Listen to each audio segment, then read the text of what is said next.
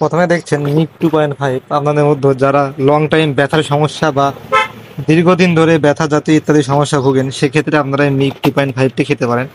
এটা হচ্ছে আপনার হাঁটু ব্যথার জন্য ভালো কাজ করে। আপনারা যারা দীর্ঘমেয়াদী এবং ব্যথার সমস্যা ভোগেন, কোন ট্যাবলেট খাবেন ভেবে ভেবে পাচ্ছেন না, এটা খেতে পারেন।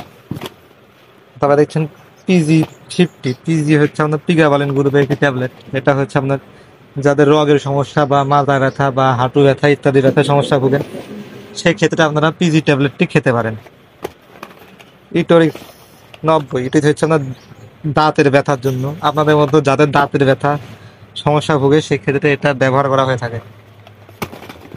Zinc syrup. আপনাদের মধ্যে যাদের জিঙ্কের অভাব রয়েছে বা ভিটামিন জাতীয় সমস্যা ভোগেন, সেক্ষেত্রে আপনারা জিঙ্ক সিরাপটি খেতে পারেন। নাওমেড 5 mg। যাদের লং টাইম ব্যথা বা দীর্ঘমেয়াদী ব্যথার সমস্যা ভোগেন, সেক্ষেত্রে এটা অত্যন্ত কার্যকরী একটি ট্যাবলেট। অস্ট্রোগ্যাল ডি। আপনাদের মধ্যে যাদের ক্যালসিয়ামের সমস্যা ভোগেন বা ভালো কোন ক্যালসিয়াম খাবেন ভেবে পাচ্ছেন না, সেক্ষেত্রে আপনারা এই ক্যালসিয়ামটা খেতে পারেন। এটা প্রতিদিন দুপুরবেলা করে খেতে হয় ভরা পেটে। তবে দেখছেন লুমোনা 10। লুমোনা হচ্ছে মন্টে লুকাস গ্রুপের একটি ট্যাবলেট। আপনাদের মধ্যে যাদের শ্বাসকষ্ট বা কাশি ইত্যাদি সমস্যা ভোগেন, সেক্ষেত্রে এই লুমোনা ট্যাবলেটটি খেতে পারেন। এটা দিনে এক বেলা করে খেতে হয়, প্রতিদিন সন্ধ্যাবেলা।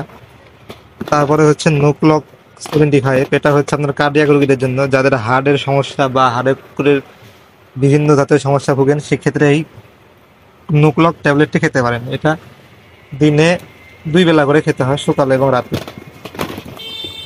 আবার দেখছেন লসেকটিল 20 স্যাচেট। আপনাদের মধ্যে যাদের গ্যাস্ট্রিকের সমস্যা ভোগে, সেক্ষেত্রে এই লসেকটিল 20 পাউডারটি খেতে পারেন। এটা দিনে 2 বেলা খেতে পাবেন সর্বোচ্চ। তো বন্ধুরা, ভিডিওটি আর বড় করলাম না। ভিডিওটি ভালো লাগলে চ্যানেলটি সাবস্ক্রাইব করবেন। সবাইকে ধন্যবাদ। ভালো থাকবেন সবাই।